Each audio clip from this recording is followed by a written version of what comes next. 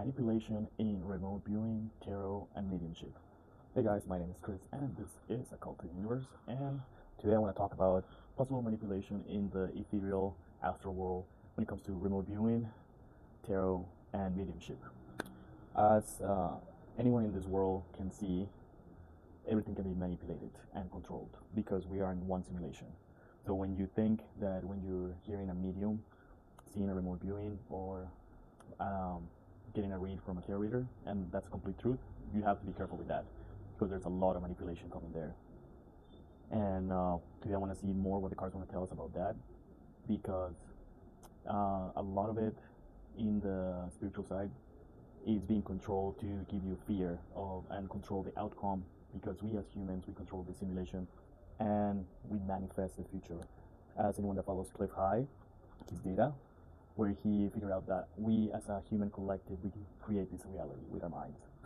And so the fight has always been for the information control. And that's why you saw in the last age of Pisces the spread of religion, because they wanted one outcome. And that's why you see all those religions have the same ending, which is the Armageddon, chaos, the Antichrist, all this stuff. They wanted one outcome. And with the age of the internet, we figure out that there's a lot of mistruths, lies, and we regain a lot of knowledge. But with that, that's a double-edged sword, because there's also lies embedded in that.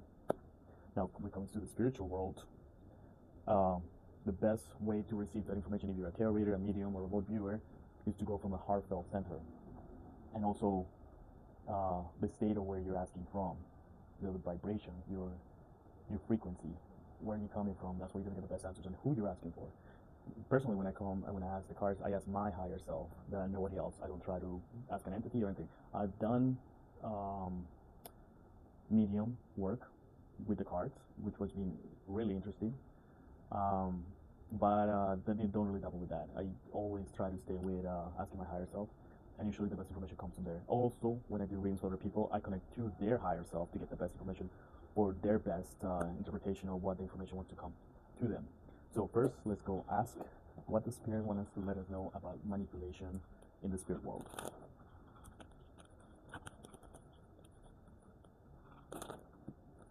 Okay, what does spirit want us to let us know regarding manipulation in the spirit world? First, the Sun. Second, 9 of Wands. Third, the 8 of Cups. Fourth, the Queen of Cups. Queen of Pineapple. Okay. The Oracle, let's see what.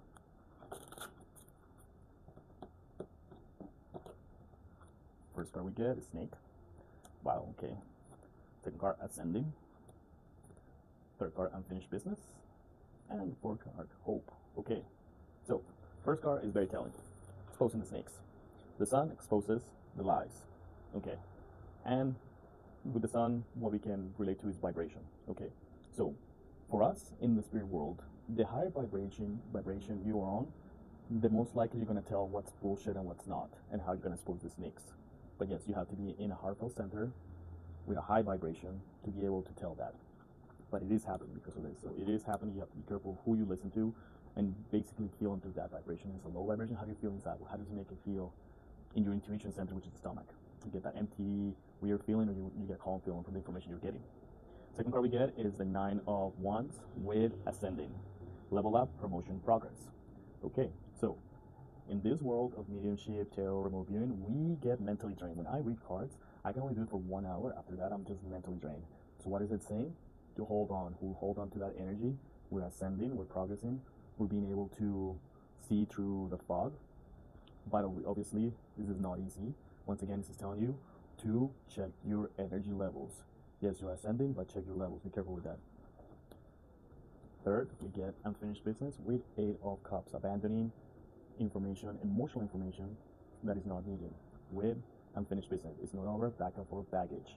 Leave the baggage behind. What is it telling you? Once again, it's warning you, the spirit world is warning you that the baggage you leave behind, you don't attach to it. When that information you're getting is emotionally draining or low, you leave it behind. And then the last card is Manifesting Hope. The Queen of Cups, no, the Queen of Pineapples. She's manifesting something better, and it's the hope that also all this controlling system this matrix that also controls the spirit world, you know, it's over and we are more free. Okay, so not only did it tell us that, yeah, this is manipulation, it is happening, but how to deal with it, how to deal with it personally. Now, the next question I have is, next question regarding manipulation, remote viewing. Okay, do we have to be worried about the fear porn that a lot of mediums and remote viewers are suggesting? Like, for example, some of the more dark stuff that remote viewers are seeing for the future are meteor wars that a lot of places are going to be hit. So, like I was saying, I believe all the fear porn is based on a lower timeline. We're just hearing about it because it was a high possibility. But if you're watching this video and you're like me, you're most likely going to a higher timeline where this is not happening. But let's see. Let's look at the cards. What he wants us to let us know about this fear porn that's being manipulated by the Matrix in the ethereal world. First card we get, information, Ace of Swords. Second card we get is the Eight of Wands, fast moving energy. Third card we get is Five of Swords.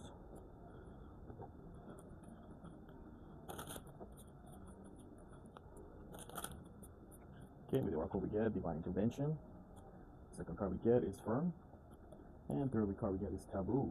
Okay, so what it's letting us know is that through divine information, we are going to find the truth. We're going to find, once again, it's going back to the other question about discernment. So we, as we elevate through divine intervention, going through the next Kali Yuga phase, our intuition going up, our powers, or everything around us, we're going to be able to sort through that information, and when we fear that it's not part of our timeline or connected to us, we're just going to abandon that. Next, fast moving energy with Firm. So talking about this information, the energy of this information, we get wide awake, clean, decisive. Once again, this information that's coming fast to us to try to bring our vibration lower. If we stand on our intuition, if we're wide awake, we're clean and we're decisive, we're not going to be able to get hit by this fear porn. And the last one is Taboo with Five of Swords. This information, once again, five's temporary.